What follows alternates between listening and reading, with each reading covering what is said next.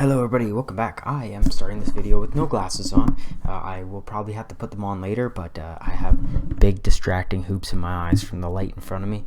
I just cannot get the lighting right, so this is the best you got. And we're going to start today with my budget, because that is right now far more important than investing. So this is the budget. Feel free to pause the video. It is handwritten, kind of jank, and let's just go over that real quick. $19.50 in rent. That's excellent. We found a place. It's $19.50 all in, and it is close to my wife's work, and she's just finished school, which means we needed to, we have the chance to upsize right now, so it is double what we're paying right now, but we're also doubling how much money we're making, so we're upsizing. Internet, $100. I don't know if that's like, maybe internet's going to be a little not as expensive as that. Maybe it's going to be a little more. We have to decide that, but I don't remember it being much more than 100. Car, $200. We are getting a new car, but we're paying that down. We're paying that cash, so that's not a monthly expense. That's just coming right out of our bank accounts. Gas, $100 a month. Food, $600 a month. Phone, $150. And I just tacked on an extra $400, $300 onto that, and that's just because, man, you just run into expenses on the monthly. So it's good to have just a little bit extra budgeted in, just so that you're not falling apart. Yeah, so that's $3,500. I will be working. I do work quite a lot. I get a lot of overtime hours, and my total pay is $3,200. So that was the stuff you seen on the right, $3,200, and that's on the low end. So I see quite a bit more than $3,200 usually, upwards of $4,000, but $3,200 was just the low end. If I'm not seeing all the hours I'd like at work, then I know that that's how much I'm gonna make for sure. And then for my wife, we calculated about $3,700 after tax. I think also that is not including any overtime, and that's also at less hours per week than I thought she was going to be working. So she'll make, I guess we could say $3,500, but we'll say $3,700. I think that's very reasonable. Together that makes $6,900. And that's again on the lower end of my budget, so keeping everything on the lower end, and our expenses, that means that our savings will typically be about $3,400 per month.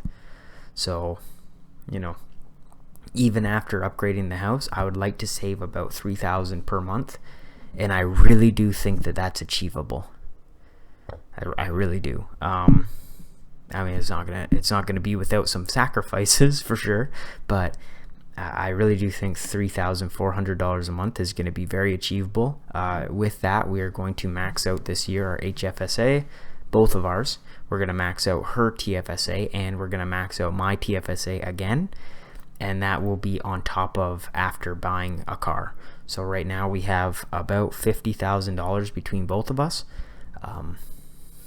$50,000 on top, so our total account value would actually be $132,000. But we have money in a low interest savings account, which I do add on to the dividend days. That if you follow my channel, if you're new here, welcome. And if you've seen me for a while, then that's the budget. So I'd really like to hit $3,000 per month, and I think that's very achievable with the way that we save and the way that we spend. So yeah, that's realistic, and that is even though we're upsizing. Come on, light. Should I just switch lights real quick? There you go. I get rid of my tan. All right, so moving over that way, we're going to take a look at the stock account, the TFSA account today, and then tomorrow it'll be the penny stock account. The penny stock account has been absolutely tearing it. I'm very excited to look through the penny stock count. I think you guys are gonna love it. But for the TFSA, we're up 21% all time. I believe that's more like 21.5%, something like that. Moving over, we'll go to the yearly. On the year, we're up 23%. On the weekly, we're up, I think, 24,000 to 241,000%. Nice. Okay, no, let's not use that. On the daily, this was Friday, yesterday, we're up 1%. And then on the 1 month, we're up 3%. So we're doing well. We are still holding 1% above the S&P, which is pretty cool. It's the gap is slivering. I do expect that I will fall below the TFS or the S&P, but yeah, I'll catch up. Apple. Actually, you know what? I can't see. There you go. Apple, 33%. Nice. Algonquin Power. I was looking at this. I think I will look at it that way a little more. Yeah, I would like to buy. I'd like to make a purchase or an average down on Algonquin. I just need to know what the risks are involving that and if it's worth it. I did just get a dividends from Alibaba, which is pretty fun. It was like $15 for my 12 shares, but I think that's also a relatively big dividend. So I'm not super excited, but I know they're doing that so that they can build interest with foreign investors, because I know China is a very hard country to invest into with security. So Alibaba, thank you. I'm up 30% on BlackRock still. Very nice. Brookfield Corp, I'm up 13.5%. That's pretty nice. Bank of Nova Scotia down 6%. I'll have to take a look into that. I would love to buy more, but I think they're paying too much dividends. I haven't seen the stock move, or rather the share buybacks move down in quite some time, so we're just going to leave that alone. Berkshire Hathaway up 32%, nothing out of the ordinary there. Cash, I'm still collecting money from Cash, pretty fun.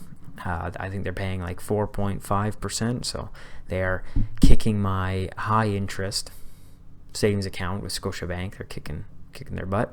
Caterpillar, I'm up 42%. Dollar General, I'm up 4%. I believe that was up quite substantially not too long ago, so I think they have a pretty rough week. I've seen them in the red quite a lot. I wasn't really looking this week. I've been very busy. I've been finding a place to live. Dream Industrial, 8%. Dollarama, 84%. Empire, down 5%. Google, up 26%. I've watched a video of Joseph Carlson. If you guys haven't seen Joseph Carlson's content, I do recommend Joseph Carlson. I think he's very fun. He breaks it down very well, and he's a knowledgeable man. He talked about stock-based compensation with Google, and I do believe that is a huge issue. I'm trying to get these lights out of my eyes. I believe that's a huge issue, but I still believe in Google. Clearly, I have 7,000, almost 10,000 Canadian in. Home Depot up 18%. Intel up 42%. Very nice. And Meta, which is a bit of a. It's the first time I've been up 100%, over 100% on a stock. So, damn, that's cool. that's really cool. I love to see it. $2,000 American on a single stock. Unreal. So, thank you, Meta. I believe they're breaking all-time highs. They are just tearing. It's very fun to see. Manulife Financial up 25%. Microsoft up 50%. Also very nice. NewTek down 50%. Goddamn. Damn. So, yeah, I didn't realize they were that far down. Nexus REIT down 10%. They're crawling back up. Royal Bank 1666. That's pretty good. That was I made a mistake in my video and someone called me out on it, so I told them to pick a stock. I bought said stock. It was, I don't know, it's kind of fun to do stuff like that. Keep you guys engaged. SRU down 16%, VIG up 6%, Walmart up 22%, XEQT up 7.71%. I will be using this money, but I won't be using it for I won't be using it for XEQT. I'm thinking of adding some money and building a new position, and I don't know what that's going to be yet, but I have some ideas. Anyways, I'll see you guys next time. And see you tomorrow for the penny stock count. Stay tuned. You guys will love that.